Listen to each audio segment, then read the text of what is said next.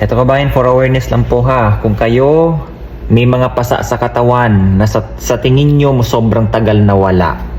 O kung ikaw ha, tumbling-tumbling ka kagabi, hindi yan haunted ha. Kung ikaw madam, ikaw sir, nagtumbling ka kagabi kaya nagkapasa ka, nakita mo kinamugahan, hindi po yan. At excluded din, kung ikaw, okay, na nanonood ngayon, umiinom ka ng mga blood thinning medicine. Binibigyan kayo ng doktor nyo kung kayo hypertensive. Marami po kasing ganyan eh. Kung kayo po ay may mga pasyente na binibigyan kahit mataas ang sugar nila, may mga nagbibigay din ng mga doktor ng kanilang mga blood thinning medicine. O exclude po kayo dito sa topic na ito. Itong pag-uusapan po natin kasi kabayan, yung pasyente nagkaroon lang ng pasa. Okay, to make the story short, dito lang nagkaroon ng pasa. Tsaka dito. Okay, sa legs. Ngayon, bilang isang protocol ko kapag ako naka-duty, kapag ang specimen ng isang tao nakitaan ko ng abnormalities, gaya ng mataas ang resulta o sobrang baba ng resulta, gusto kong makita yung pasyente at ako po mismo ang kukuha ng specimen. Ngayon, nung pagkakuha ko, sabi ko, ikaw ba yung pasyente? 23 years old, lalaki po ito ha. Unang tanong ko sa kanya, may ininom ka bang gamot? Sabi niya, wala po lahat. Okay, kahit anong gamot wala po akong iniinom. Kasi, yung gamot po kasi na yan, pwede maka-apekto po sa resulta. Ang pinagawa po ng pasyente, ni-request ni doktor, prothrombin time. Okay, PT with INR at saka ng CBC. Bakit ko inulit ang pagkuha ng specimen sa pasyente? For the record kabayan, ang pasyente sobrang taas ng kanyang International Normalized Ratio o INR. O sa mga mahilig magpa-test ng ganito, yung marami pong mga pasyente nagpapagawa ng ganito. Okay? Kasi ang pasyente nagpapasa, ito talaga ang mga pinapatest ng doktor yan. Sobrang taas po ng INR niya kabayan. Ang normal lang po kasi ng INR, seconds lang po kasi yan 1.1. Okay? Hindi na po lalagpas dyan yung INR. Sa pasyente, umabot po ng 2+. Okay?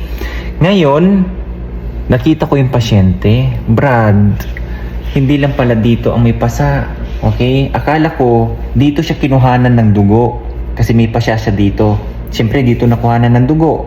Okay, nakita ko may pasa. Sabi ko, tanong ko sa kanya, kailan pa ba yung pasa mo? Eto kabayan ha, 4 months na ang kanyang pasa. Nung una, isa lang. Tapos dumagdag. Kung may pasa kayo, kung nauuntog lang din naman kayo dyan, okay, lalo na sa mga bata. Okay, malikot yung mga yan. Malamang pag nauuntog yung mga yan, nagkakaroon ng pasa. Kung ikaw naman, sa kababaihan, before and after, di ba? Pag nagme-mens kayo, nagkakaroon kayo ng pasa.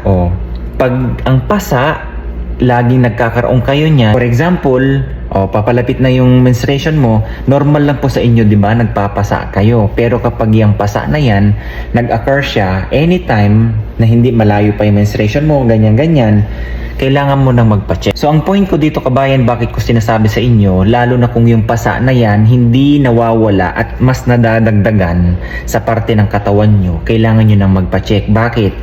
May mga pagkakataon kasi kabayan na yung pasa na yan, nag-i-indicate na senyales na merong problema. Okay? Kung yung pasa na yan hindi natatanggal, uulitin ko, baka kulang ka sa mga nutrients o may mineral deficiencies. Okay? Pwedeng zinc, pwedeng iron, pwedeng vitamin B12 at marami pang iba. At kabayan, meron ding i-consider regarding sa mga blood, okay, cancers, blood disorders, na pwedeng yan ang nagpapakita sa katawan mo tapos hindi mo pinansin, late ka na nung nagpagawa. Okay? Kaya tingnan nyo din, i-check nyo din yung mga katawan nyo kung lalo na yung mga nakita ko dyan sa pasyente, iba kasi ang pagka-bruise o kaya pagkakaroon niya ng pasa kabayan. Ang pasyente nga pala, ito, ang resulta ng pasyente, hindi ko kasi pwede maipakita sa makina kasi nakalagay na yung pangalan niya dyan. Ang WBC niya is umabot ng 50+,000. Okay? Tapos mataas ang kanyang INR. Ang ibig po sabihin kasi kapag mataas ang INR or International Normalized Ratio, sobrang labnaw ng dugo mo kabayan. Sobrang tagal mag-clot ang dugo mo. Pababa ang platelet. sobrang taas ng WBC. Ngayon, ano ang diagnosis ng pasyente? O si doktor na lang ang bahala dyan. Okay? May mga further na investigation pa yan na gagawin. Pwedeng i-refer sa hematologist, pwedeng i-refer kung kaninong mga espesyalista para at least matukoy kung pertaining bakit ganito ang resulta ng pasyente. So si doktor na lang po ang bahala. Ang gusto ko lang maiparating sa inyo dito, huwag nyo pong pabayaan yan.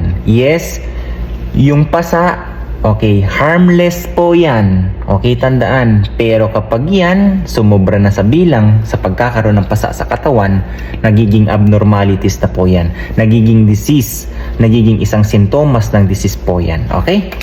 God bless everyone. Maging maingat po kayo at mapagmatsyag sa mga nangyayari sa inyong kalusugan. Okay? Bruises man lang yan, pero marami po ang ibig sabihin yan, kabayan, ha? Kaya kabayan, alagaan nyo po yung kalusugan nyo, ha? Simple lang po ito, kabayan, pero pag pinabayaan, napakalaking abala o kaya gastusan po yan. Okay? God bless everyone. Bye-bye.